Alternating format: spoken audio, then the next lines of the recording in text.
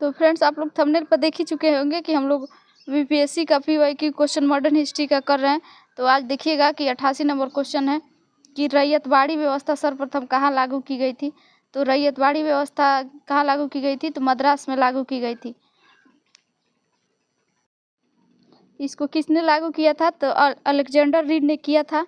और ये किस प्रकार की व्यवस्था थी, तो इसमें ये था कि किसान इसमें जो भूमि का कर था स्वयं अंग्रेजों तक पहुंचाते थे। तो इसका आंसर ऑप्शन बी हो जाएगा, मद्रास।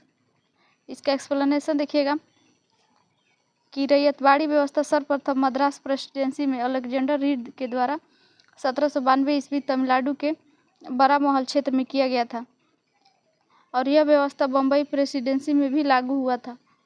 टॉमस मुनरो रैयतवाड़ी संबंध से व्यवस्था से संबंधित थे। तो इसको लागू किसने किया था, तो अलेक्जेंडर रीड ने किया था। और यह रैयतवाड़ी व्यवस्था से टॉमस मुनरो भी संबंधित थे। कब लागू हुआ था, तो 1792 ईस्वी में तमिलनाडु के बारामहल क्षेत्र में। और इसमें किसान स्वयं कर चुकाते थे, इसमें कोई अंग्रेजों को कर देने वाला बीच में नहीं था, स्वयं अंग्रेजों के द्वारा ही कर ले लिया जाता था किसानों से। अगला क्वेश्चन है कि बंगाल और बिहार में भूमि पर किराएदारों के अधिकारों को बंगाल किराएदारी अधिनियम के द्वारा दिया गया था। तो 1885 ईस्वी में। इसका आंसर ऑप्शन नहीं हो जाएगा। 1885 ईस्वी में बंगाल किराएदारी अधिनियम लागू किया गया था। और इसको देखिएगा, इसमें एक्सप्लेनेशन दिया है कि 1793 ईस्वी में कॉर्नवालिस ने अस्थायी बंदोबस्त को लागू किया था। इसमें जमींदारों को कई अधिकार दिए गए थे। 19वीं शताब्दी आते आते भूमि की मांग बढ़ने लगी और भूमि मालिकों ने किराएदारों में बढ़ोतरी कर दी। इस समय किसानों के विद्रोह का था। इसी बीच बंगाल सरकार ने बंगाल और बिहार में बंगाल किराएदारी अधिनियम 1885 ईस्वी को लागू किया, जिसमें भूमि मालिकों और किराएदारों के अधिकारों को परिभाषित किया गया था। तो अगला क्वेश्चन देखिएगा, सत्यार्थ प्रकाश की रचना किसने की थी। तो सत्यार्थ प्रकाश की रचना किसने की थी, तो दयानंद सरस्वती ने की थी। इसका आंसर ऑप्शन डी हो जाएगा, दयानंद सरस्वती। इसका एक्सप्लेनेशन देखिएगा कि दयानंद सरस्वती का जन्म कब हुआ था, तो 1824 ईस्वी में गुजरात में हुआ था। और मौरवी रियासत के निवासी एक ब्राह्मण कुल में के थे। और ये कहाँ से शिक्षा लिए थे, बिरजानंद जी से वेदों के शुद्ध अर्थ और वैदिक धर्म के प्रति अगाध श्रद्धा प्राप्त की 1860 ईस्वी मथुरा में।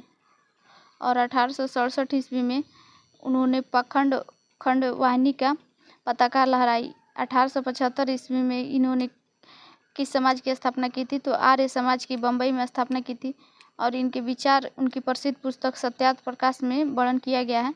इनकी अन्य रचनाएं देखिएगा कौन कौन सी हैं, तो पाखंड खंडन, वेदव्यास भूमिका, ऋग्वेद भाष्य, अद्वैत मत का खंडन, पंच महायज्ञ विधि, वल्लभाचार्य मत खंडन प्रमुख हैं। अगला क्वेश्चन है कि अमृत बाजार पत्रिका का स्थापना किसने किया था, तो अमृत बाजार पत्रिका की स्थापना शिशिर कुमार घोष ने किया था। इसका आंसर ऑप्शन डी हो जाएगा। 1868 ईस्वी कलकत्ता में इन्होंने किया था अमृत बाजार पत्रिका की स्थापना। अमृत बाजार पत्रिका की स्थापना मोतीलाल घोष और शिशिर कुमार घोष ने 1868 ईस्वी कलकत्ता में की थी। और प्रारंभ में यह बंगाली भाषा में प्रकाशित होती थी और बाद में 1878 ईस्वी देसी भाषा प्रेस अधिनियम से बचने के लिए रातों रात यह अंग्रेजी भाषा में रूपांतरित हो गई। यानी कि जब 1878 का वर्नाकुलर प्रेस एक्ट लागू हुआ, तो उस समय अपनी पत्रिका को स्थापना करने के लिए इन्होंने अंग्रेजी भाषा में शुरू कर दिया समाचार पत्र निकालना। तो देखिएगा, गिरीश चंद्र घोष ने बंगाल की प्रकाशन 1862 ईस्वी में शुरू किया था, जिसे 1879 ईस्वी में एस.एन. बनर्जी जी ले लिया।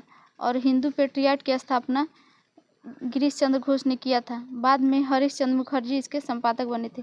तो हिंदू पेट्रियाट की स्थापना किसने किया था, तो गिरीश चंद्र घोष ने किया था। और इसके संपादक कौन बने बाद में, तो हरीश चंद्र मुखर्जी बने। अगला क्वेश्चन है कि भारत में ठगी अतिक्रम का श्रेय किसे जाता है। तो भारत में ठगी अतिक्रम यानी कि ठगों का उन्मूलन किसने किया था, इसकी समाप्ति, तो कौन सा उस समय गवर्नर थे, तो स्लीमैन थे, वायसराय W.H. स्लीमैन। इसका आंसर ऑप्शन डी हो जाएगा। इसका एक्सप्लेनेशन देखिएगा कि गवर्नर जनरल विलियम बेंटिंक ने ठगी प्रथा की समाप्ति के लिए कर्नल W.H. स्लीमैन की नियुक्ति की। 1830 ईस्वी में ठगी प्रथा का अंत हो गया।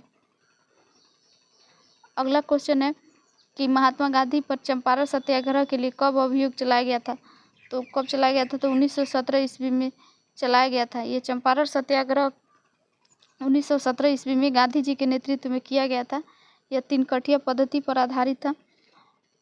अगला क्वेश्चन देखिएगा, इसमें एक्सप्लेनेशन दिया है कि 1917 में गांधी जी ने सत्याग्रह के लिए अभियान चलाया था और इनका बड़ा प्रयोग था कि बिहार के चंपारण जिले में था कि जो किसान थे उन्होंने नील की खेती करना नहीं चाह रहे थे, लेकिन किसान इनसे ज़बरदस्ती खेती करवाना चाह रहे थे।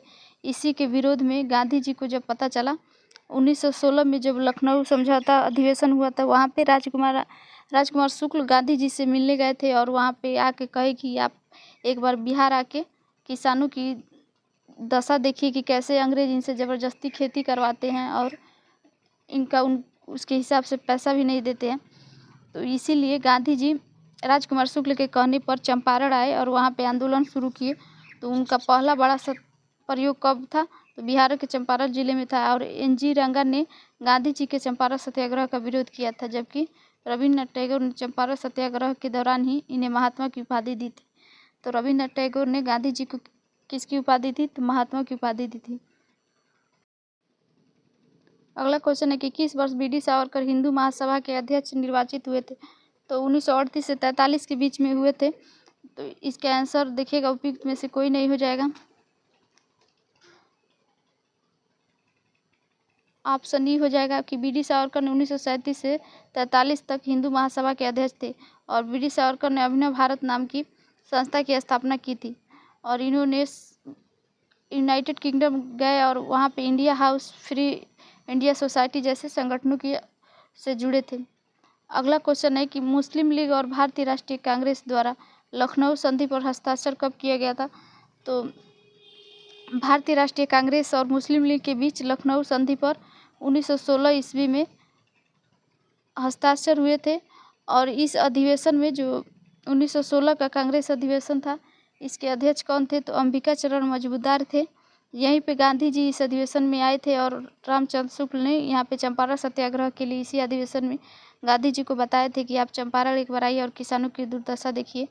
इसका एक्सप्लेनेशन देखिएगा कि मुस्लिम लीग और भारतीय राष्ट्रीय कांग्रेस द्वारा लखनऊ समझौते पर हस्ताक्षर 1916 ईस्वी में कांग्रेस अधिवेशन के दौरान हुआ था। इस समझौते द्वारा मुस्लिम लीग को पृथक निर्वाचन के मुद्दे को कांग्रेस द्वारा स्वीकृति प्रदान की गई। अगला क्वेश्चन है कि सर स्टेफर्ड क्रिप्स दिल्ली कब पहुंचे थे? तो ये कब पहुंचे थे? 23 मार्च 1942 ईस्वी को पहुंचे थे। इसका आंसर ऑप्शन बी हो जाएगा कि स्टेफर्ड क्रिप्स दिल्ली 23 मार्च 1942 ईस्वी को पहुंचे थे। इसका एक्सप्लेनेशन दिया है कि अमेरिका, ऑस्ट्रेलिया और चीन ने ब्रिटेन पर भारत को स्वतंत्र करने के लिए दबाव डाला था। परिणाम स्वरूप तत्कालीन ब्रिटेन के प्रधानमंत्री विंस्टन चर्चिल थे और 11 मार्च 1942 ईस्वी को क्रिप्स मिशन की घोषणा की।